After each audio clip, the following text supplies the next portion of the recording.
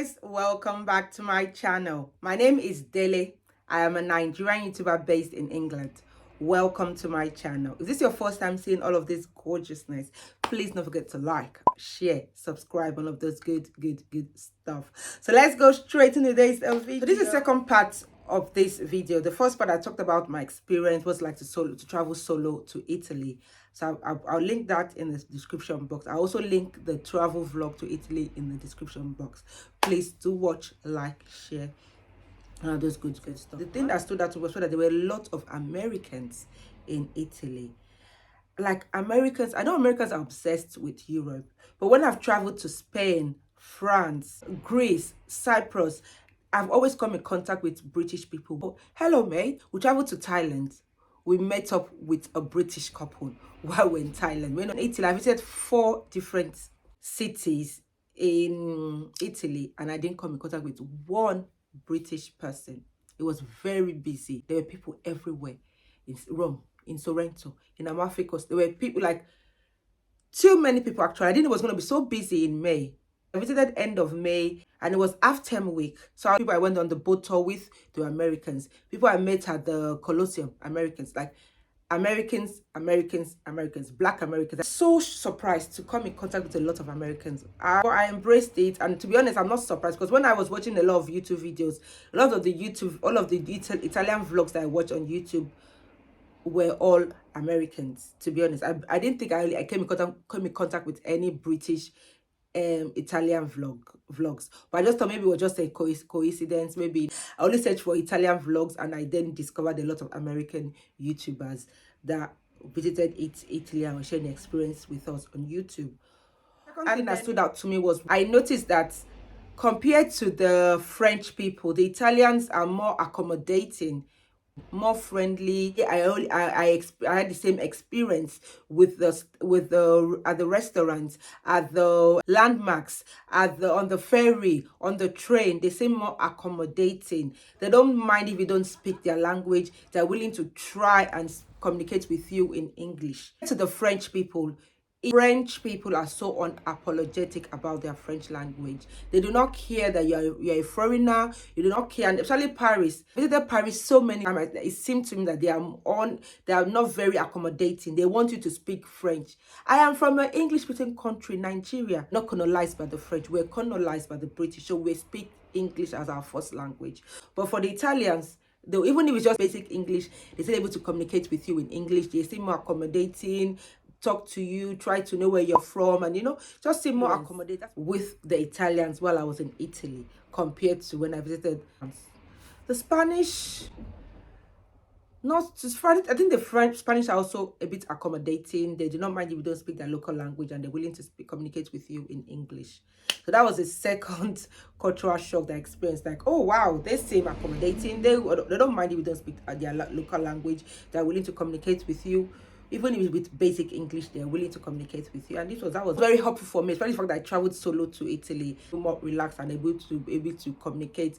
But like I said, I wasn't too friendly because I was alone. I didn't want to be too friendly. Before they started, this one is alone, where's she going? So I wasn't too friendly, but kept it short and cute because I was alone, and I felt like that was a way for me to keep myself safe without speaking too much and letting them know why I'm here if I'm here alone, and I was happy. Another thing that stood out to me was eating out in Italy. I felt like eating out in Italy is quite cheap compared to my budget. I was feeling like a cultural shock for me because I felt like it was going to be very expensive to eat, especially in Rome. I was expecting it to be more expensive to eat out in Rome compared to Sorrento, Positano, but I was so surprised. It was quite cheap compared to eating out in England. It was quite affordable, which I was really impressed. So yes, I like that about visiting Italy, especially Rome.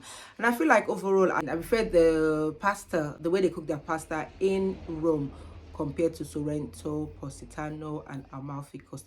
I only had pizza once, and I had pizza in Naples.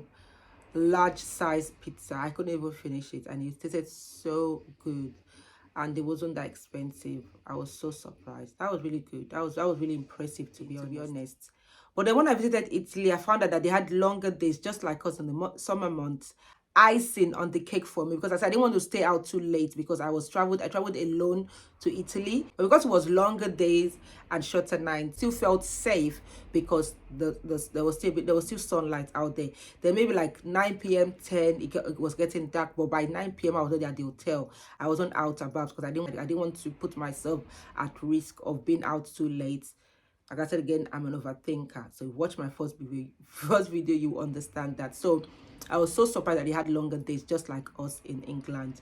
Some people might say, duh, you should know, but how would I know? I've never visited Italy. I've never researched about Italy, so I wouldn't know if they had longer days like us in England or in the United Kingdom. So that was really, like I said, like really like a cherry on the cake for me. It really made me feel more safe being out around 8 p.m. and 9 p.m. in Italy. So yes, I really loved that about traveling to Italy during the summer months. Then I experienced, because as a black woman traveling to Italy, I did think, people are going to be acting weird towards me, being racist toward me. Never for once did I experience any racism at all while I was out in Italy. I explored Italy. Like, I visited most of the landmarks in most of the cities I visited. So I wasn't like, oh, just in the hotel, eat out and come back to the hotel. No, I was out. I only came back to the hotel at night to sleep.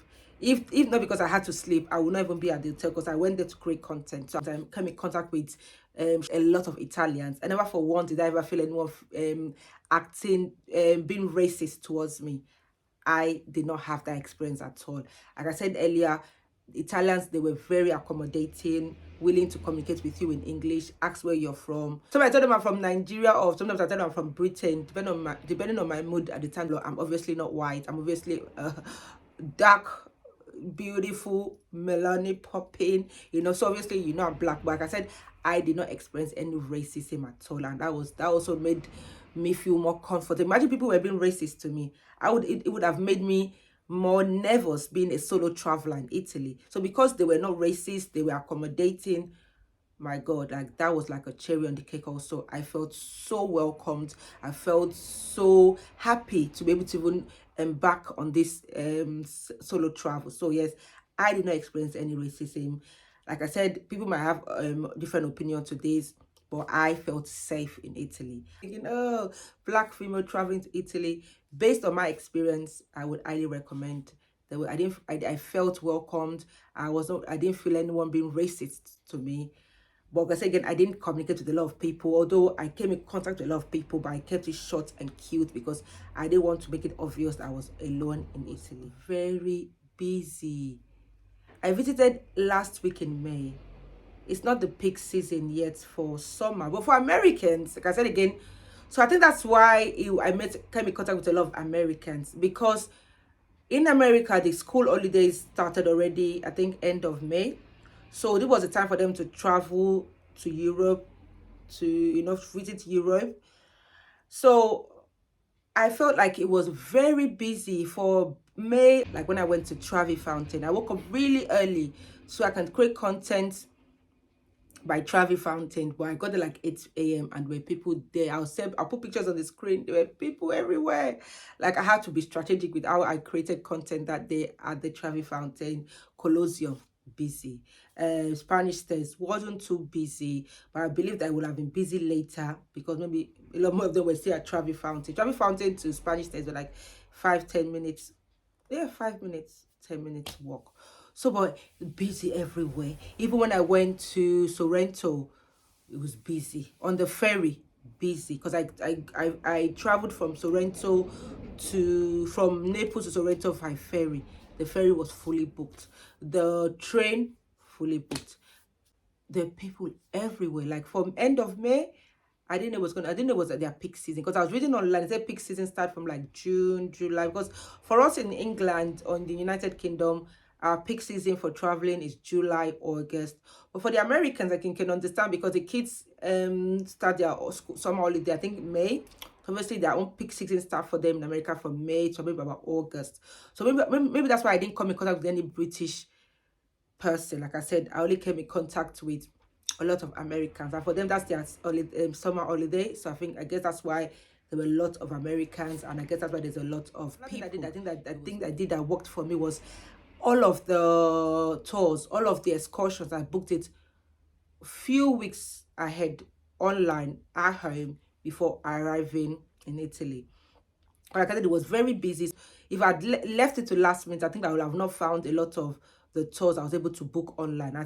I'm not sure if it was cheaper to book online, but most of the tour that I booked skip the line tour so that I won't have to, because I said I didn't have time, so I didn't want to stay on the queues. Like I said, it was busy. There were people everywhere, so there were long queues. But because I booked skip the line with the tours I booked, I didn't have to stay on the queue. I didn't even stay on any queue. So now to get there, you show them your barcode on your phone, and they assign you to your tour guide. When I went to Colosseum, I went to the office, and then they took us from the office to the Colosseum, just behind the Colosseum, and we didn't have to stay on the queue because we paid for skip the line. When I went for the Vatican tour as well, we met up at this particular stage just in front of the Vatican, and it was skip the line as well. We didn't have to stay on the queue. Although we had to wait for a few minutes just to pick up the headphones, but apart from that, we didn't have to stay on the queue as well because we paid for skip the line. That recommendation, I felt like if I hadn't book all my excursion and tour online, I would have had to wait on the queue. I might have had to pay pay more, which I'm not too sure if it was more expensive to buy online. But yes, I also recommend, make sure you, if you know what, because I was there for 5 days. I had planned for every day. I had itinerary for the trip. Most of the time when I travel, it's like when we get there, we decide, the hotel will recommend, they will look at the guide, they will recommend where we can go, because depending on what country you go. Some countries, they have different tours, a lot of tours, and you'll be able to obviously explore the whole city while you're in that particular city. So sometimes you can only do 1 or 2 tours, depending on how many days you're in that particular city for. But because I knew what I wanted, I knew the landmarks I wanted to visit while I was on the trip. I knew I didn't have limited time. I was only going to be in Rome for 2 days, so I made sure that I planned before I left the United Kingdom. I planned my trip, paid for it online, so that I didn't have time. I didn't waste time on the queue or start trying to think what to do. I didn't have the time. I didn't have I didn't have the time. So I made sure that I planned everything at home online, booked it all online before arriving to Italy. So I also highly recommend that if you're thinking, if you have limited time and you want to visit Italy or even any country, make sure you start doing your research. You watch a lot of YouTube. You have no excuse.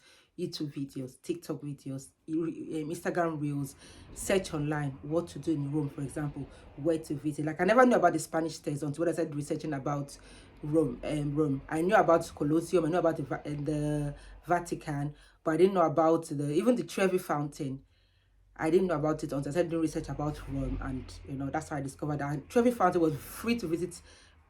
It's free to visit Trevi Fountain. It's free to visit the Spanish States, but obviously you have to pay to visit the Colosseum, and you have to pay to visit Vatican. You also have to pay for the boat tour. When I did the tour from Sorrento to Positano and Amalfi Coast.